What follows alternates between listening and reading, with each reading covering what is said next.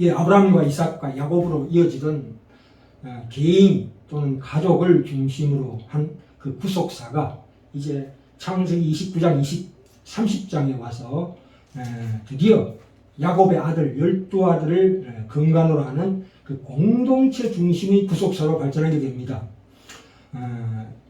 야곱은 4명의 아내와 12명의 아들, 1명의 딸 이렇게 두고 있습니다.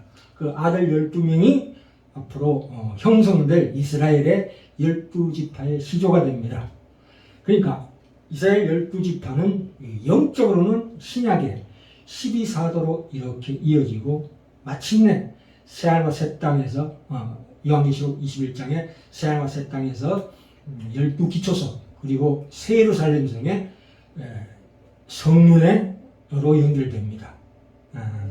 오늘 이 29장 30장 특히 29장 31절에서 35절 말씀에 먼저 하나님께서 레아의 태를 여시고 네 아들 그러니까 루벤, 시몬, 레위, 유다를 태어나게 하셨습니다. 오늘은 특별히 그 육적인 장남 르우벤에 대해서 다뤄보도록 하겠습니다. 오늘 제목이 야곱의 이기심과 장자 르우벤의 실패를 반전시키시는 하나님이라는 제목으로 오늘 갖고자 합니다. 먼저 우리가 이렇게 나눠야 될 것 같습니다.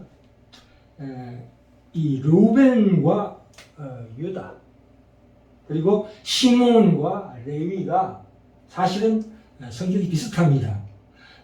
르우벤과 유다는 말하자면 온유하고 내성적입니다. 왜냐하면 요셉을 다른 형제들이 특히 시몬과 레위가 구덩이에 파고들어 죽이려고 했을 때 르우벤과 유다가 그러지 말고 살려주자 이렇게 얘기한 사람이고 특별히 유다는 르우벤도 마찬가지지만 나중에 다른 형제들 대신에 바로의 볼모로 자청한 참 성품이 좋은 성품입니다 나름대로 그렇죠. 물론 이 12아들의 이 역사를 보면은 너무나 엉망입니다. 우리가 그 엉망인 행동을 보고 참 이 콩가루 집안이다 그렇게 우리가 이해를 하고 절대 우리는 이 12아들처럼 이렇게 신앙생활 하지 말자는 교훈이라고 생각하는 것은 영적인 악이다 생각하는 단순한 결론입니다. 그렇게 결론을 쉽게 내지 말고 이것이 이제 시작입니다. 하나님의 진행 상황 항상 말씀드리지만 하나님의 발걸음 하나님이 계속 진행하고 계시는 분이시기 때문에 우리가 하나님의 그 진행 방향을 바라보고 그 발걸음을 추적할 필요가 있다 이거예요. 그래서 그 결론은 나중에 납니다. 이 앞으로 이 창세기, 출애굽기, 신명기, 민수기, 여호수아, 사사기 해서 쭉 가면서 이것이 다 이렇게 더 하나님의 역사가 하나님의 섭리가 이렇게 이루어져가는 과정이 있기 때문에 그래서 이들이 겪었던 어떤 정황이나 또 자기가 잘못된 행동에 대한 그 내적 치유가 성숙이 일어나고 있는 단계를 보셔야 합니다. 그래야 온전한 12지파에 대한 평가를 내릴 수가 있습니다. 자 오늘 먼저 이 야곱은 참으로 이기적입니다. 그 이름이 말하시피 아주 교활하고 나쁘게 얘기하자면 속이 깊은 사람이에요. 그래서 음흉하다 이 말입니다. 이게 누구나 가지고 있는 인간의 보편적인 심성을 가지고 있는 자입니다. 인간들은 누구나 이기적입니다. 자기만을 위하는 사람이죠. 자기만을 위한다는 것은 남을 해치고 나만을 위한다는 차원에서 머물지 않고 그러니까 자기 자신은 자기밖에 편을 사는 이 세상에 아무도 없다는 그런 잘못된 어떤 외로움, 책임면에서 이기적이라 이 말입니다. 자신밖에 자기를 책임질 자가 없다는 그 외로운, 그 고독한 그 삶이 이렇게 펼쳐지고 있습니다. 그래서 살아가면서 그 모든 실수와 실패와 시행착오 속에서 하나님께서 너를 축복하여 나가신 하신 하나님의 말씀이 어떻게 야곱의 삶에서 이루어지는가를 우리가 보셔야 합니다. 그죠? 그래서 이 야곱이 나중에 물론 하나님께서 야곱을 통해서 약속하신 축복을 주시지만 그 축복과 별개로 하나님께서 야곱을 고생을 시킵니다. 그러니까 자기가 생각하는 꾀를 내고 그렇게 했던 것들의 결과를 보게 하십니다. 그렇죠? 열두 아들의 그 행동을 봤을 때 야곱이 이렇게 고생하는 것은 당연한 겁니다. 그 대신 야곱의 형 에서는 육적으로 굉장히 융성해집니다. 그러니까 믿는 자의 그 삶이 얼마나 고단한가. 그것은 왜냐하면 왜 우리가 이런 2차지에 이런 말씀을 드려야 되냐 하면 우리 믿는 자들은 죄인이라는 것을 죄인이라는 것이 과연 무엇인가를 우리가 잘 몰라요. 그냥 은혜로 받았으니 그러려니 하지만 이 로마서 7장 24절에 그 바울의 얘기처럼 뭐라 나는 공고한 자로다. 누가 이 사망에서 나를 건져내려 하는 이 아우성이 우리 입에서 나와야 진정으로 과연 우리가 아담의 죄를 죄인으로 태어난다. 내가 죄 지은 것 없는데도 아담의 죄인의 성품을 그대로 물려받는다는 것이 과연 무엇인가가 를 우리가 분명히 알아야 우리에게 받은 이 구원이 얼마나 귀한가 했을 때 우리에게 앞에 다가오는 어떤 고난도 다 능히 이길 수 있는 어떤 자기 책임적인 그런 신앙을 살 수가 있다 이 말입니다. 그죠? 그러니까 야곱이 가진 계획과 그 꾀들이 성공하는 것이 아니라 자꾸 실패하는 것을 야곱의 생에서 볼 수 있습니다. 물론 이 여러 가지 하나님의 축복이 있지만 그것이 나중에 어디서 깨집니까? 그 야복 나루터에서 깨지기 시작합니다. 그래서 야곱과 라반 사이에 서로 축이고 속는 양의 그 아롱지고 얼룩진 양을 두고서 서로 다투다가 그것이 결국은 복으로 발전하게 됩니다. 라반도 부자가 되고 야곱도 부자가 되지만 결국은 야곱의 환독들을 부르트림으로 말미암아 하나님께서 이 야복 나루터에서 드디어 하나님 앞에 무릎을 완전히 꿇는 그런 일이 나옵니다. 그래서 이 야곱의 모든 이 행동은 우리가 따라하면 안 될 줄 믿습니다. 이 못난 생각밖에 못하는 야곱을 기어코 하나님께서 그의 내적인 성숙을 이루게 하시고 구원하셔서 하나님의 자녀답게 만드는 문제가 이제 이어지고 있습니다. 그렇죠? 자, 그리고 또 하나 우리가 짚고 나가야 될 문제는 창세기 30장 1절에 보시면 라헬이 자기가 야곱에게 아들 낳지 못함을 보고 그 형을 투기하여 야곱에게 나로 자식을 낳게 하라. 그렇지 않으면 내가 죽겠노라 하는 식으로 쭉 내려가면은 이 네 아내를 거느립니다. 근데 이것이 우리가 한 남자가 여러 아내를 거느리는 것은 하나님 기뻐하시는 일이 아닙니다. 왜냐하면 마태복음 19장에 보시면 예수님께서 직접 이렇게 말씀하십니다.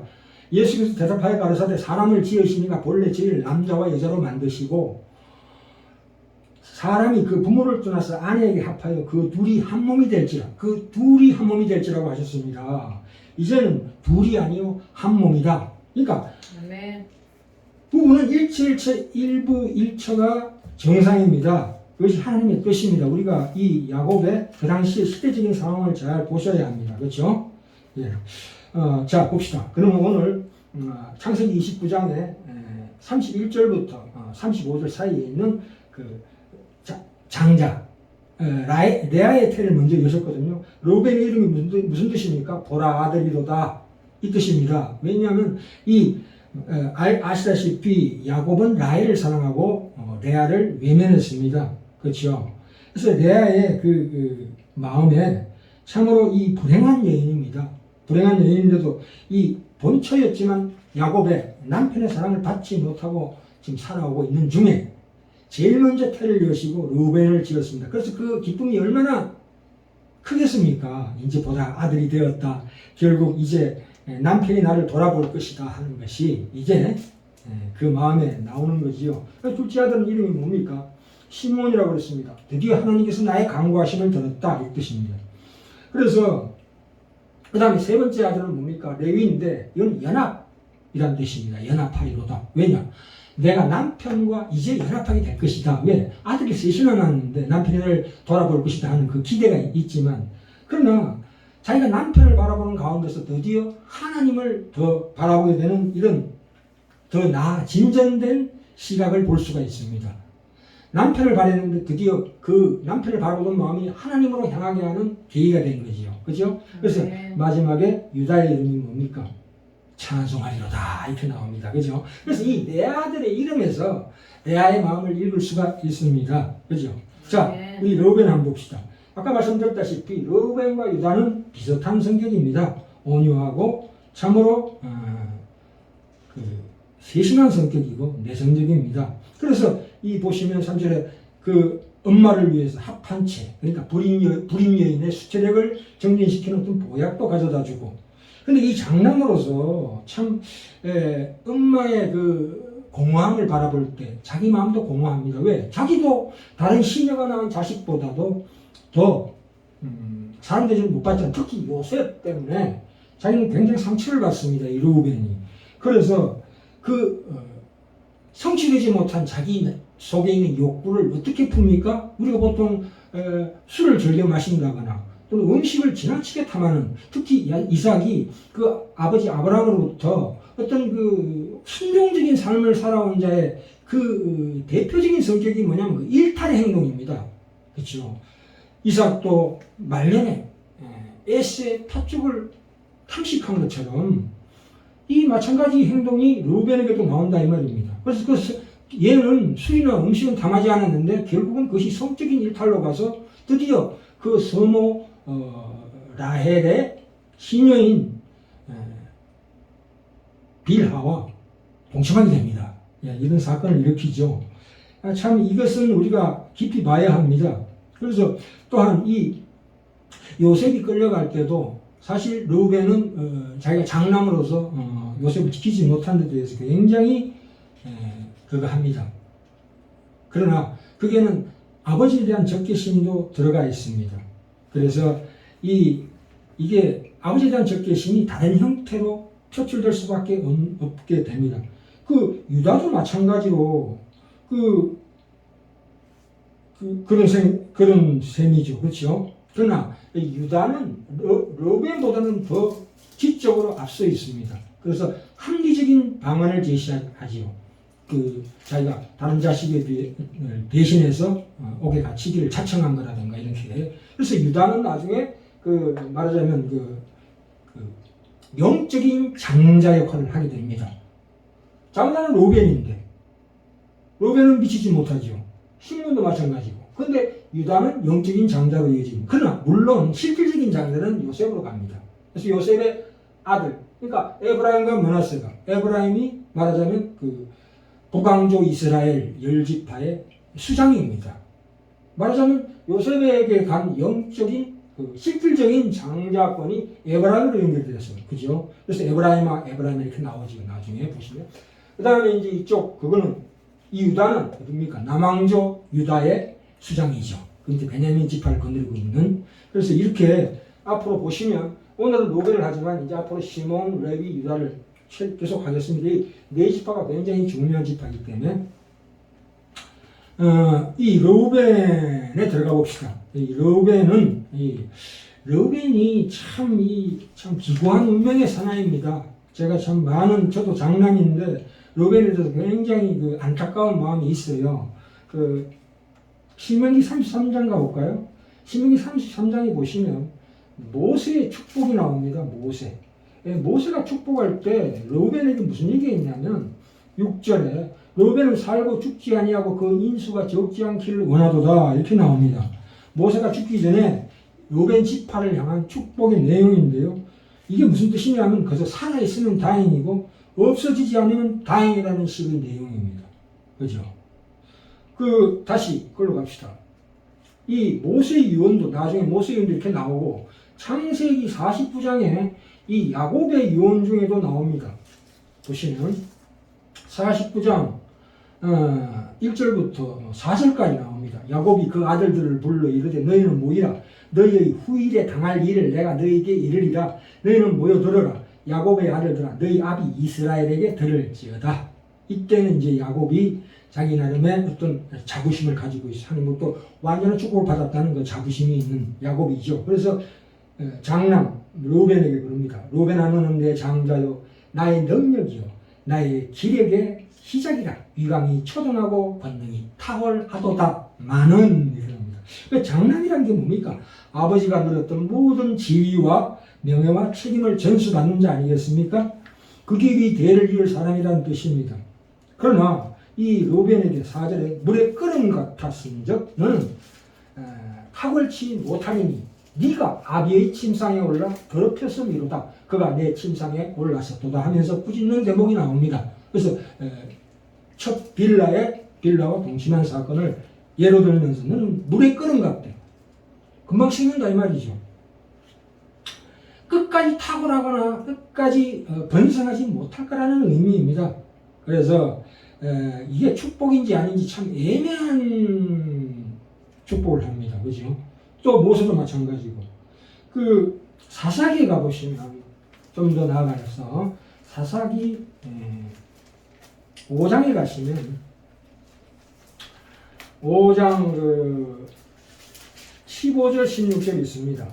이게 이제 말하자면 그때 이제 사사기 시대에 드보라가 밀려오는 적군들을 물리치기 위해서 12지파에게 통보를 합니다.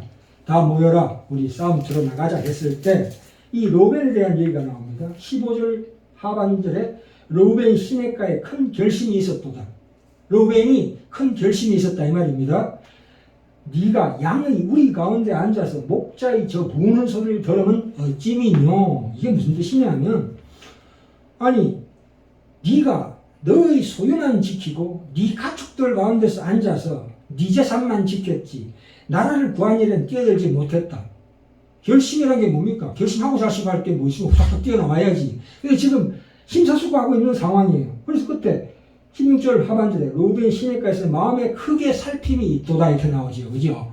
그러니까 이럴까 저럴까 망설이는 거예요. 지금 로벤 지파가 후손들이 로벤하고 똑같죠. 이 내성적이고. 그래서 이 성경은 부모의 영적 인격적 특성이 일정 부분 자녀들에게 내려갈 수 있음을 말합니다. 그것은 민족적으로는 그 유전인자 DNA를 얘기합니다.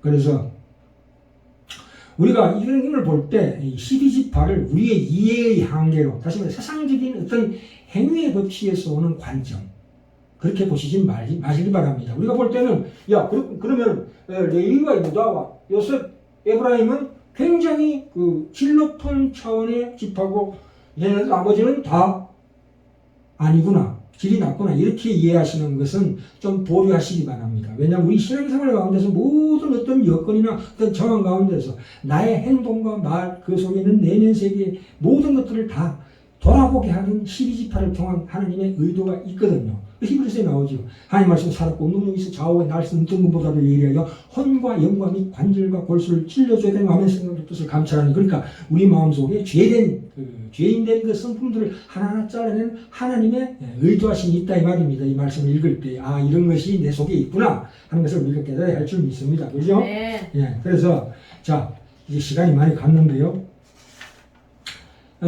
이 루벤 지파가 그 당시에 이렇게 할 수밖에 없는 이유가 있어요. 군사력도 약하고 인구도 작고 경제력도 약하기 때문에 전전긍긍 자기만 어떻게 지파를 유지할 수 있는 수준밖에 안 돼요. 그래서 이게 아까도 말씀드렸지만 이 루벤의 장자권이 이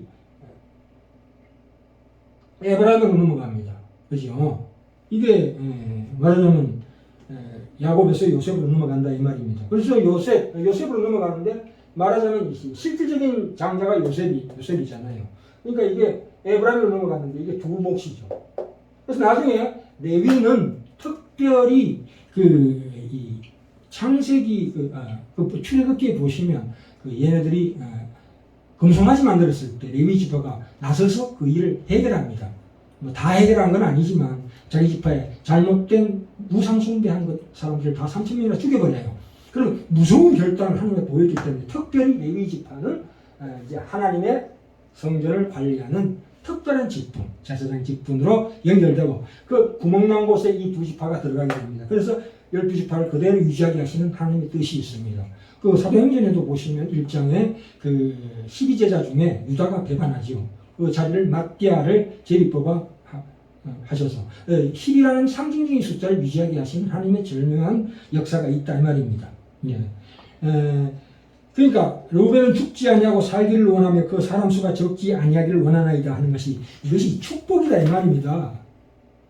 아니 이게 자기 하나 몸 자기 집 하나 지키고자 하는 전전긍긍하는 그 모습이 왜 축복이냐? 우리는 분명히 알아야 합니다.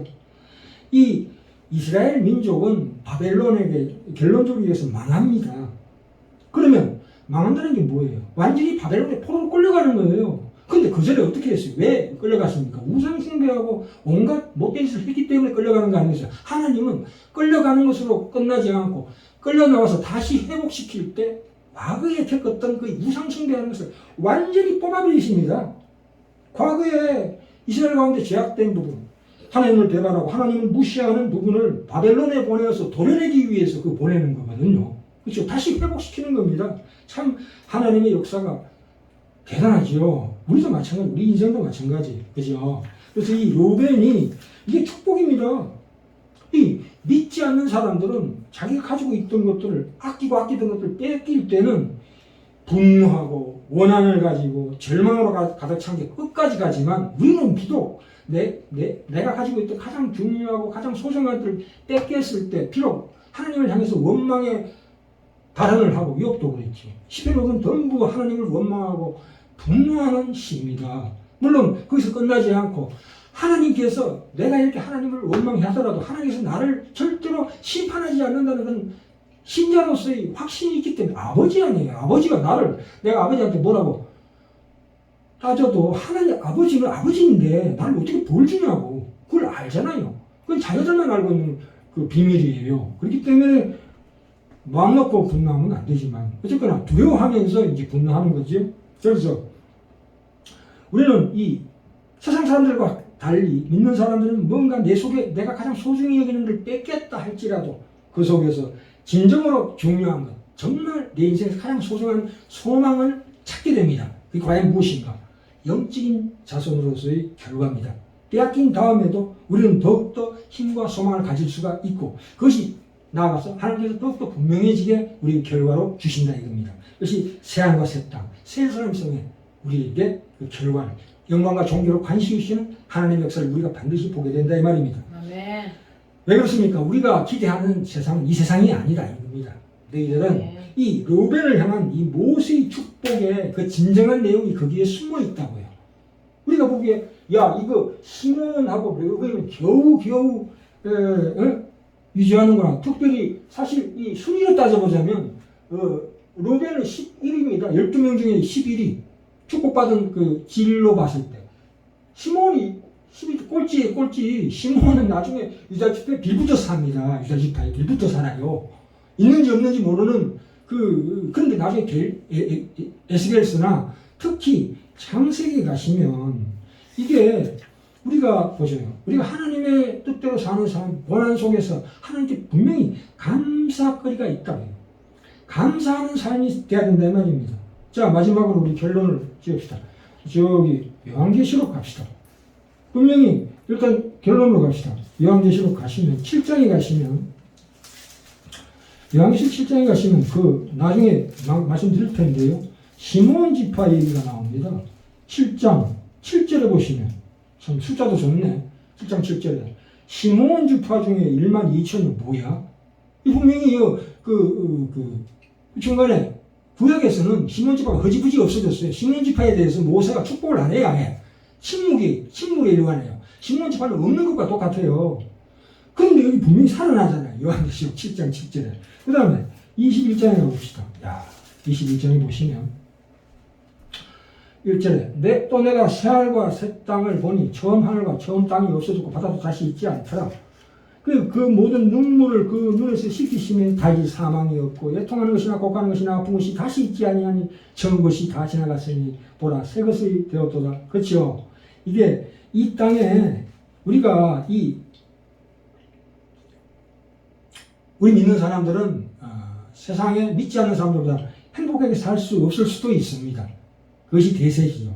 근데 이 고통의 측면으로 본다면 그들보다 더 심한 고통을 우리는 당하게 되어 있습니다. 왜냐하면 하나님께서 우리의 교만을 꺾으시고 우리 속에 있는 잘못된 성품을 하나하나 처리해 가셔서 드디어 내가 내 스스로 하나님 앞에 하나님은 나의 구주시오 축복이시고 감사할 주시나이다 이렇게 고백하게 만드십니다. 그게 하나님의 권능이죠. 성경은 우리 눈에 보이는 이 세상은 끝난다고 나옵니다. 그죠? 이 말하자면 임시로 지은 가건물이에요. 우리가 특공대 훈련 받을 때 군인들이. 그래서 거기서 이제 테러 진압 훈련 받잖아요. 그거와 똑같아요. 우리는 특공대예요. 특공대 말하자면 가건물을 지어 거기서 훈련 받잖아요. 근데 가건물 그게 세상이라고. 이 세상은 우리의 훈련장이다 이 말입니다. 시골에 사람이 살지 않는 집을 봐요. 다 흉가잖아요. 그런 거 똑같다 이 말입니다. 이 세상은. 그래서 우리가 더 이상 세상 가운데 살아갈 때에 우리 속에서 하나님께서 처리하고자 하시는 그 뭔가가 있다. 이렇게 이해하셔서 결국 우리의 삶이 결코 실패가 아니다. 하나님께서 더 높은 차원의 경지로 우리를 이끌시려고 하는 의도가 있다는 것을 분명히 그것을 꿈과 소망으로 가지시기 바랍니다. 아멘. 마지막으로 성경은 우리가 누려야 될, 미래에 누려야 될 그 영광에 대해서 많은 말씀하시지 않습니다. 왜냐하면 내가 이 고난 가운데 주님만 믿고 살아가야지 하는 그것을 단련하는 게 하나님의 목적이기 때문입니다. 우리가 그 고난을 겪어서 시험을 통과한 후에 우리가 받게 될 영광에 대해서 성경은 거의 안 나와 있습니다. 왜요? 가르쳐주면 안 되지. 가르쳐주면 다 죽으려고 날뛸 거니까. 그래서 하나님께서 감춰놓고 계세요. 그래서 우리가 그 신비를 보셔서 앞으로 우리가 맞이할 그 영광의 새하늘과 새 땅, 특별히 새 예루살렘 성 거기서 주님과 영원토록 산다는 그 놀라운 경천동지할 그 충격에 완전히 구회말 투아웃